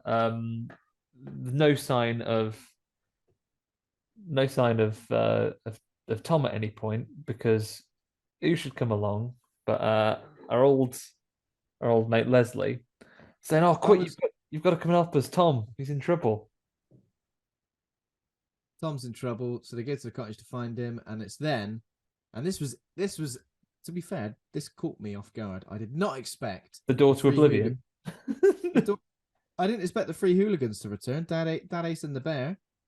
What's the door to oblivion bit? Well, Rick walks through, says, "Oh, he must be out there," and he opens the door and literally swings out over the cliff edge because the door's Jesus. like, shit. Do you do that, Ben? Do you fling a door open and just pace on through? I guess if you assume it's in a house, you might. You would, I think. Yeah. But they get him in, and then that's right. This is when Dad turns up, and he's got his signature weapon, kind of like deadly yo-yo chain. It was proper like, "What are you doing here?"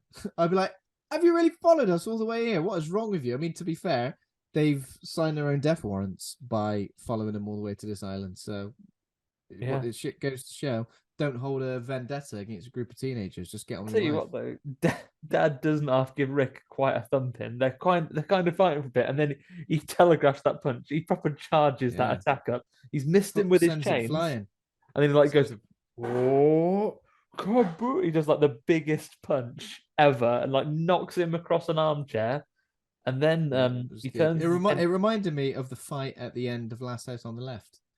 Yeah, in a close quarters fight in a living room between an older man and a younger guy. A lot of ducking punches, but ducking and weaving. It would have been full James Bond fight if they'd only done the only move that's missing from a James Bond fight, when you've got the advantage over someone and then you do the two fists downward thump on the back. Oh yeah, that's a great one. The hammer blow. Hammer power. But he has knocked Rick on his ass with a big punch, and then he turns his attention to Leslie.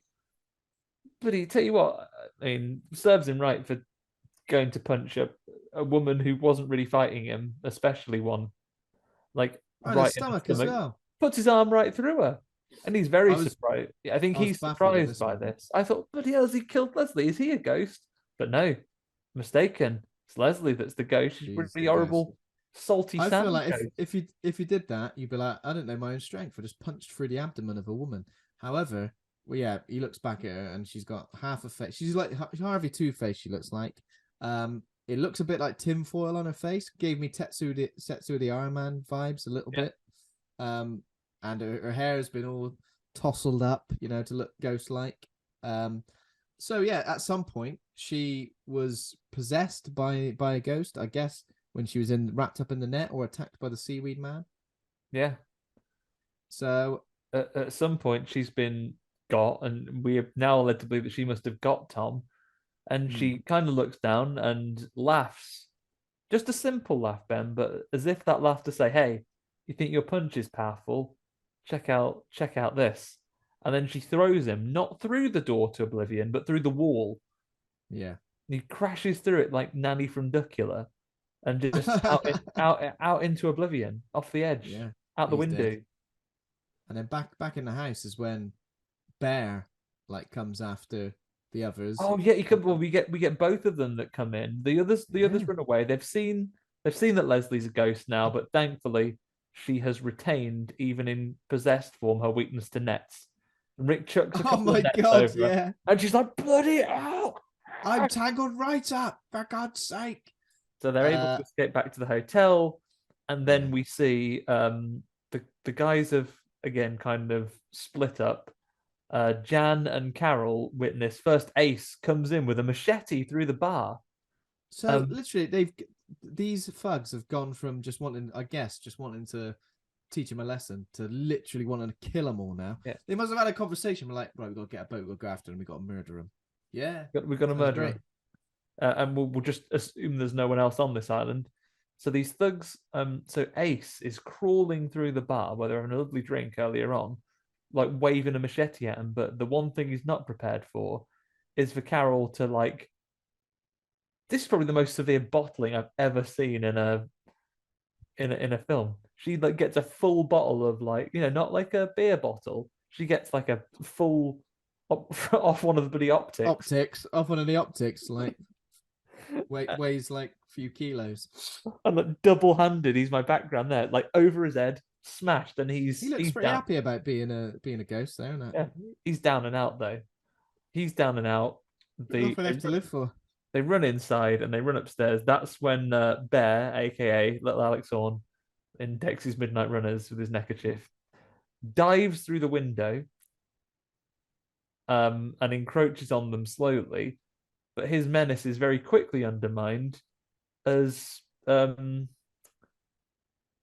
Leslie comes in through the ceiling rose. Leslie the zombie just inexplicably comes down through the ceiling rose, made to think that she's somehow in the attic or whatever's up there, and she comes flying down, grabs Bear, and twists his head. Well, don't twist it clean off, but just twists his head round very, very slowly. Twists it around. Three full rotations before she then twists it with a bit of a flourish to finish him off. Yeah, and again, low budget wise, we could definitely see how this was done. He's definitely got his clothes on backwards in some of the scenes. However, great, kills him. And this is what's weird, right? Tell me if I'm not the only one thinking this is weird. Rick takes an old shotgun. Where'd he get that from? Finds it in one of the puzzle rooms. He has to replace it with a broken shotgun, and then he can. is this? Yeah, exactly. Is this the house from Resident Evil? What is going on? Is this Spencer Mansion? Because you don't just find shotguns knocking about in the UK. But yeah, he shoots her in the stomach, and she's like, "Didn't even affect me, not even slightly. I've got a hole in me." But when he shoots her again, but when he shoots her the second time, she's like, "Ah, I'm dead." It's like what? Really slowly there. It is very Double tap. He shoots her once, and she's got a massive hole in it, and all that happens is like wind like goes out of her body, Yep. and then she still approaches them. Oh, by the way, she's approaching poor old Jan. She's approaching Jan, who's trapped because her arm has been bitten by like a vulture banister. It's like it says, yeah, like a banister, like the head of the banister, which looks like a bird, and it's like bitten onto her so she can't move. And Jan, Leslie's approaching. Yeah, but you're right. And then the first bullet just kind of looks up and is like, oh, not even bothered, Pathetic. mate. And then shoots him again and goes, actually, that's my health at 0 stars. Yeah. And like collects his note. And then Rick rushes down and bashes her arm off with the blunt end of the shotgun. Yeah, and he has to get like stopped from doing it. Like he's taking out all of his rage. What's interesting about this is the whole time is that Rick is still dressed like he's from the 1950s. He's got his hair slicked back. He's got like one of those. He's running about dressed like Biff Tannen. Yeah, exactly. That's what's kind of funny about it. Yeah, so he's dressed like George McFly, isn't he? He's got the slicked back hair. Yeah. So he's dressed as George McFly and he beats him up. Meanwhile, Carol uses Ace's machete to chop the vulture banister and free Jan, and they all where do they run off to at this point? Just to another room? To another room, because that's when Tom gets back to the hotel. Yeah. All like under the weather. He's ever so poorly. God knows what he's been through. Yeah, he's come back at the verge of being knocked out. Like literally little Tweety birds are going around his head. And he's like, bloody Leslie, be careful, it's Leslie. But I am now paralyzed and I can't do anything about this. Yeah. He like lies down on the sofa with Janet and she's like stroking his head, trying to make him feel better. And that's when Rick and Carol go searching for the boat which the hooligans arrived in. They discover the site of another plane crash. So this is like the sort of time loop. They find the site of a plane crash where there's a radio broadcast from Operation Mirror. A little bit like the movie Triangle as well. I'm starting to get vibes of now. Yeah. All these films that have taken influence from this influential piece of cinema. We've seen in the background lots of other times we've seen a mirror. We've seen, and I think it was the spooky pilot that was looking in the window earlier. They've taken a detour from looking at this boat because obviously they've seen one ghost that seems to be running away from them. They come along, they have a look in there and see, they hear this radio broadcast. Carol is surprised as the pilot appears behind her, but he's no match for being bashed by a shotgun. It makes him turn to dust. Makes him turn to dust, yeah, exactly. And they go, right, now we've bashed this man to dust, should we go back to looking for the boat again? Find it pretty quickly and decide they're going to head back to get Jan and Tom. However, just after Jan has finished barricading the door, literally she put the last lamp against the pile of stuff, saying, no one's getting through that door in a hurry. All of a sudden, Tom starts being ever so weird. Yeah, very strange. And then basically he turns into a weird zombie ghost, just as Leslie did. Zombie ghost, but he's grabs hold of her. More sex offendery than Ghost Leslie is, though. Way more sex offendery, yeah. Because bearing in mind, he says like, "Oh, got some ever such lovely." He's got a possessed voice, so he's going, "Got ever such lovely dirty games we can play, me and you, Jan." And then she goes, "Oh, fucking, I've just barricaded the door, Tom." Yeah, I can't get out at all. I've barricaded myself in here with you. But he was a bit of a square sexually earlier. Now he's like horrible sex pest. Yeah. So thankfully, she's barricaded the door and manages to unbarricade it enough that she can slip out. Tom does get out behind her, going, "Oh, come on then, let's bloody have it." And then she Christmases him. He goes, have a bloody tree on you. Get some Christmas, mate. And he pushes the tree on him. When he's under there and he can't move, he's like, "What have you done this? What have you done?" He says something I never thought I'd hear a ghost say. He says, "What are you playing at, Jan?" Imagine a ghost asking what someone's playing at. is like a 1950s ghost, though. Probably is a bit. They are a bit silly. And yeah, she manages to get to like the hotel's lift. Tom is in pursuit, but then the lift like traps and severs his arm. Smashes his fingers off first in the lift door. He does grab a leg, and then she presses the button, and it chops his arm off like Richter in in Total Recall. She might say to him, "See you at the party, Tom." Oh, that was a fantastic irony for a second there. But unfortunately, that's only one trick, because next time she tries to press the lift button, but he turns to licorice, doesn't it? Squashes. Jesus, absolutely devastated. And that is when this featureless figure comes out of the wall, envelopes. No, wait, that's right, isn't it? Yeah, envelopes Janet, absorbs her into the wall. This is a pretty good effect, Yeah, this works pretty well. She gets slurped off into the inanimate wall.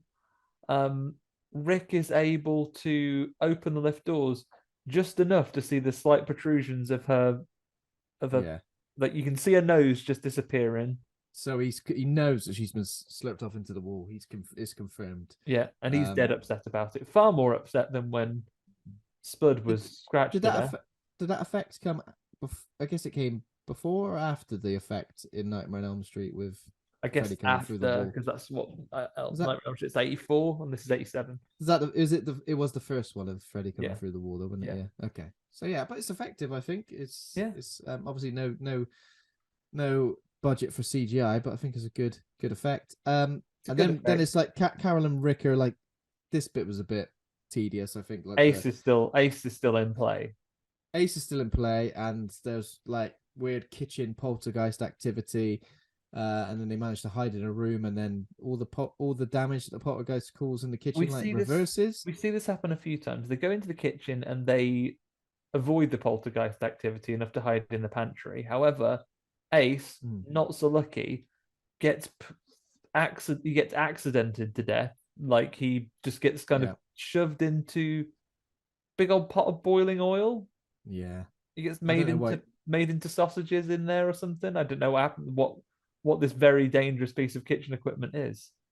Yeah, it's unlucky Ace, you're gone. So he's gone, but then we see it a few times where after things have happened, we've seen it with the damage to the banister, we've seen it with other things that have been broken throughout the thing. Time will occasionally reverse and it will be put back to normal. I think a snooker ball that Tom potted earlier, we see like get slurped out of the pocket and go back into the triangle. You're cheating, you are? No, it's the time warp stuff at this hotel. Well, that pocket, I potted that a second ago. Now it's back out. Yeah, blame the hotel. Don't blame me. I'd never cheat. Well, this hotel is on a time warp. Sorry, I didn't control that. Can't help it. And that is Carol and Rick end up in the ballroom, and then a woman walks out onto the stage. This felt very Phoenix Nights. And then, but it's pretty Ghost Leslie, isn't it? But now in a dress. Ghost Leslie, now in a dress, and she basically she tells everybody, she confirms the story to everybody about how and why they're there, which is that they're trapped at a time warp created when an aircraft carrying an experimental cloaking device crashed on the island on New Year's Eve 1959. I guess that doesn't really explain the supernatural side of it, but they were killed, or now they're trapped here. Whether you're dead or alive, you're trapped in 1959 New Year's Eve forever, and there's no escape.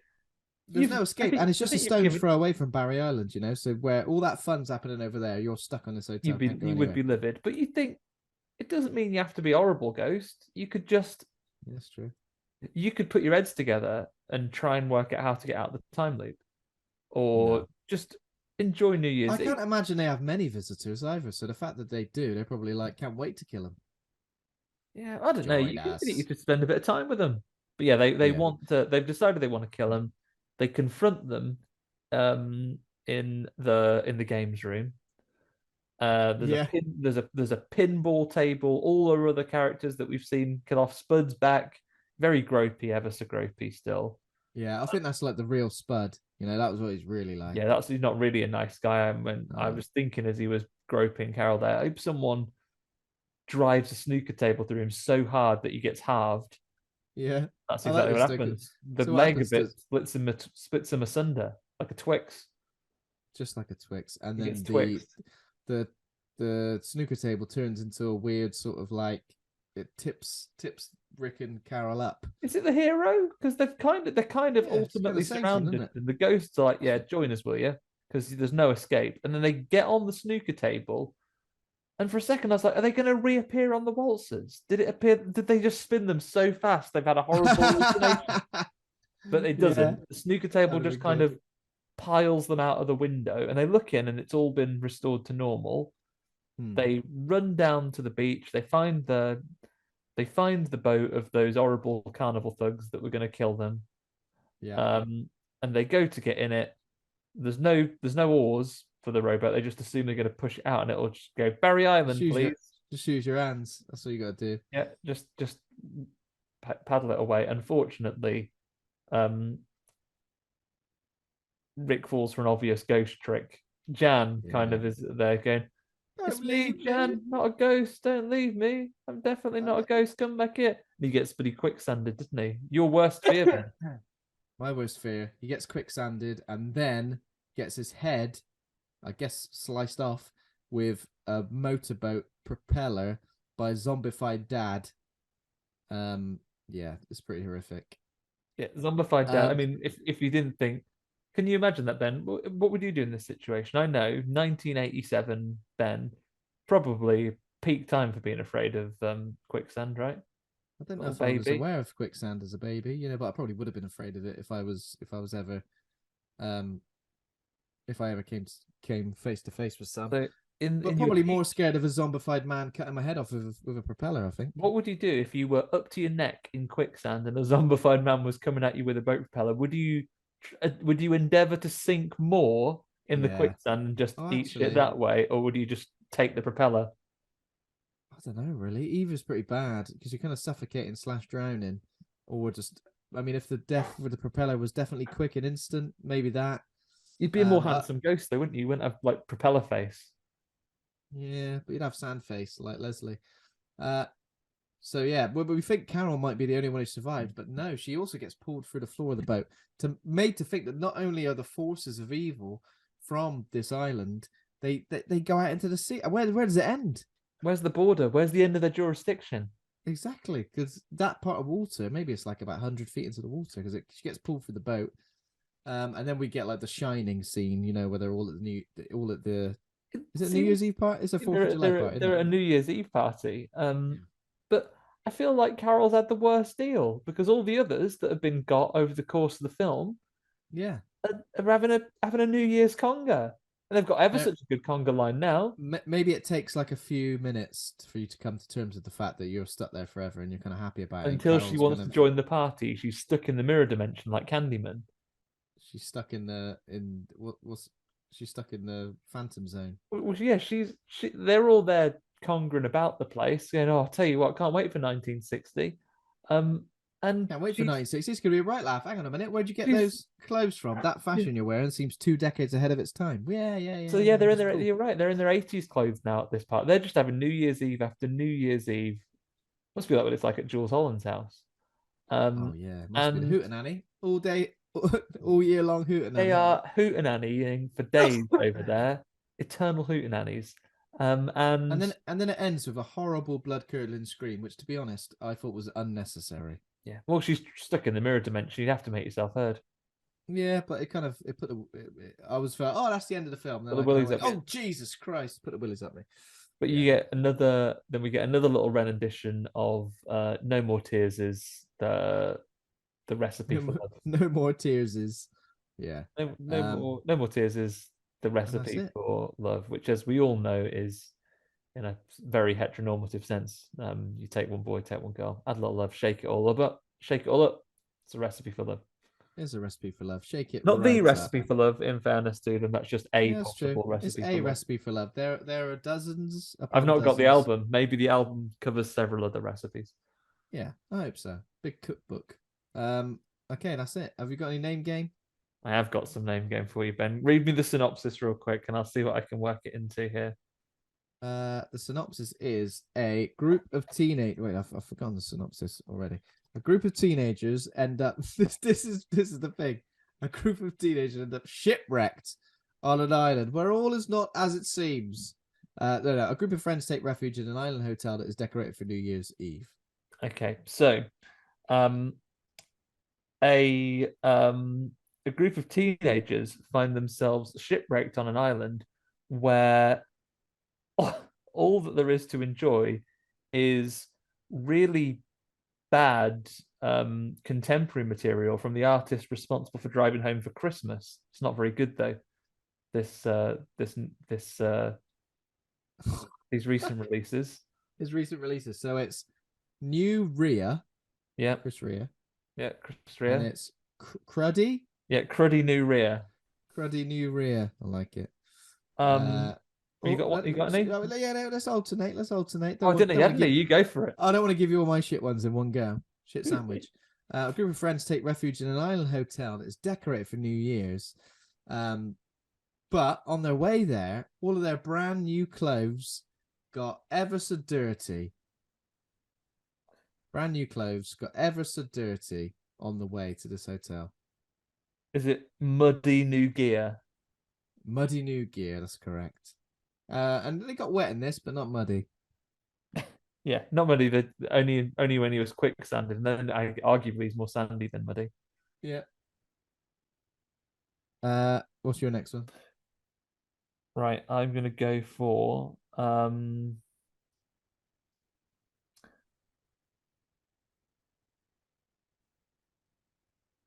So, a group of teenagers are shipwrecked on an island and find themselves terrified by a naked person who's just painted in a primary color, chasing them about the place. Painted in a primary color. Yeah, it's painted in a primary color, this antagonist. And he goes around naked apart from this primary color, and he terrifies them. Nuddy. Yeah. Blue. Yeah. Rear? It would have a new rear, but all of him's naked. They're afraid of him though. Ever so scary. Nuddy new fear. Yeah. Nuddy blue fear is what that film is. That's it. I had one that was nuddy new rear. So I'm gonna scrub that one off. Nuddy blue fear. Nuddy blue fear. Okay. A group of friends take refuge in an island hotel that is decorated for New Year's, but end up being forced into a consumer tasting event where they have to try a new alcoholic beverage and rate it. Okay, so it's something new beer. Yeah. And is it that they're trapped, or is that they're tasting it? It's not that they're not really trapped, but they're just being forced. New beer. They're being forced to to think about all the taste notes and all the ins and outs of it, the ABV. They want to know all the facts of it, where it was made, the making process of it. They have to study new beer. It's true. Study new beer, which is kind of like a little bit of a fear of mine, being accidentally involved in some sort of consumer tasting event. Yeah, that's that. I've got one more for you, Ben. In which case, a group of teenagers are shipwrecked on an island, but it's not all bad. They befriend very quickly a noted singer who often doesn't show her face, but only when they get to know her well do they find out she's actually the mythical 151st Pokemon from the original generation. Oh, Jesus Christ. They make friends with her as well. A woman who doesn't show her face very often. Doesn't often show her face. Noted singer. Gabrielle, Sia. That's right, Sia. They befriend Sia, but when they get to know her, they find out she's also the legendary 151st Pokemon from the original game. Bloody Mew Sia. Buddy Mew Sia. Buddy Mew Sia. Bloody hell. Jesus Christ. There we go. I got one more. Go on then.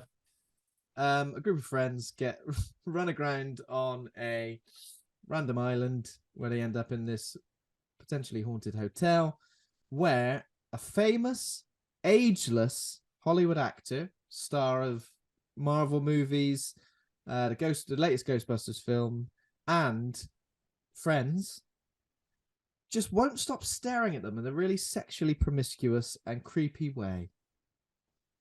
So Ruddy, Yeah, poor Ruddy, and he leers. But what is he? What? it's I couldn't think of anything for the middle word.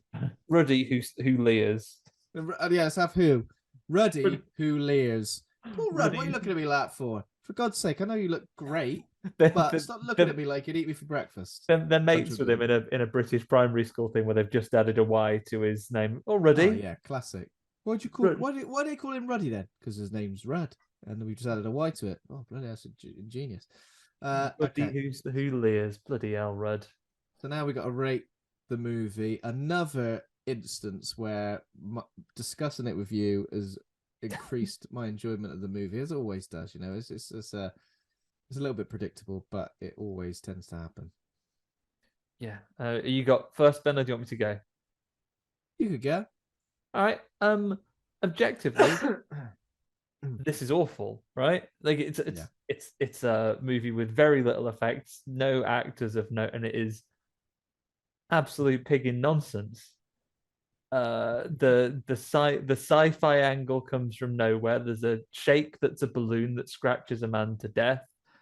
But I kind of love how shit this is, and I kind of love how it is. I love the non sequiturs and that it's absolute nonsense. There's a lot of fun that I had with this movie, and I come into this kind of thing for the experience. There's no greater crime a film can commit than I'm watching it and going, oh God, this is bad and predictable. One thing you can say about this movie, it's never predictable. You never know what's going to happen next. Like, it's true. Never knew that Dad was going to punch a hole in that woman and then think the turn on its head when you go from, oh, he's killed bloody Leslie. The camera pans up. Don't worry about it, mate. She's a bloody sand ghost. She's a bloody sand ghost. Yeah, exactly. Yeah, like I think this is brilliantly awful, and this is the type of movie that you would put this on when you got mates around, because you don't need to follow it because no one can. And my greatest horror regret is that we may never have the opportunity to fully understand what they were going for or what's happening here. This is the horror movie I want to see remade. Obviously, we'd retain the No More Tears, the Cry No Tears soundtrack. Yeah, the soundtrack's already there. You don't need to worry about that. Yeah, and obviously it would still be set. Oh, Ben, I'll get to the rating in a second, but remake or legacy sequel.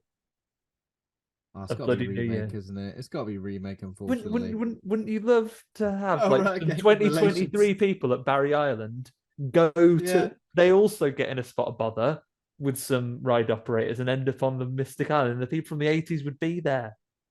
That sounds pretty good, actually. Yeah, they're all there. But then it'd be good if they hadn't aged. You know, we've got some old footage of them in the 80s. Digitally de-aging.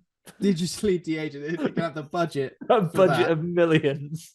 Millions. Yeah. But yeah, despite this being awful, and I'm not going to go mad and say bloody A, because it is really bad.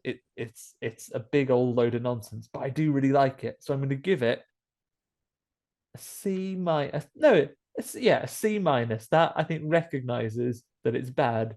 I do actually like this. This is good. Yeah, I was thinking a C. I think I'll just go for a straight C because it's again one of those films that would be great to watch with like friends or like, you know, a group of people to kind of appreciate the bad. I mean, the acting's not bad. I say the acting's pretty good. But like the bad, I guess, effects and kind of like the nonsensical plot that just flies about. But I kind of like this unique thing that it's got going on, that rather than it being a straight up supernatural film, it's got an interesting thing that like draws from things like The Shining, draws from I know I said it draws from Triangle. Obviously Triangle came a lot after this. However, like the fact that it kind of feels like it's got this I love a time loop film. I love a movie where there's something additional in terms of not just a supernatural force, there's also something else that's kind of driving it on. And that's kind of fascinating. However, yeah, I mean, how it plays out is ridiculous. So I think a C is fair. But I think as a as a British person watching it, I think it has that extra je ne sais quoi about it. This extra element to it that makes it enjoyable. I genuinely think that in skillful enough hands more skillful than mine for certain. You could take the kernel of this story and have a time loop hotel piece, and it could be really good. Oh, I think you could do it in a really compelling way. It could be a good film and a good story. Really 100%. Surprising. Okay, so that is it for Bloody New Year, and that is it for the year of Horror Hangout 2022. Thanks everybody for all your support during this year. Thanks for everybody who's supported us on Patreon, and again at the top of the show as well, we said thank you to all of our guests for this year, returning guests, brand new guests, people that we've had interviews with this year as well. Hopefully there's going to be far more bonus content in 2023, and more coverage of things like film festivals and other events. So yeah, looking forward to that. Let's do it. And yeah, give us a shout if there's anything you want us to cover in 2023. So yeah, if you did enjoy the show, become a patron over at patreon.com/horror hangout. Thanks to our current patrons: John Crinnan, Ben Scaife, Stephen Christopher, Laura Kendrick, Toby Miller, Lane Spencer, Ollie Child, Leslie Carlo, Julia Bilgren, Nick Spill, Troy Birch, and Pazuzu. Thanks to Taj Easton for our theme music. Thanks to Acast for hosting the show. Please consider giving us a rating or review, heading over to the Facebook group Horror Hangout Board of Advisors for more. We're on Twitter, Instagram, Facebook, and TikTok. Just search Horror Hangout Podcast on any of those platforms.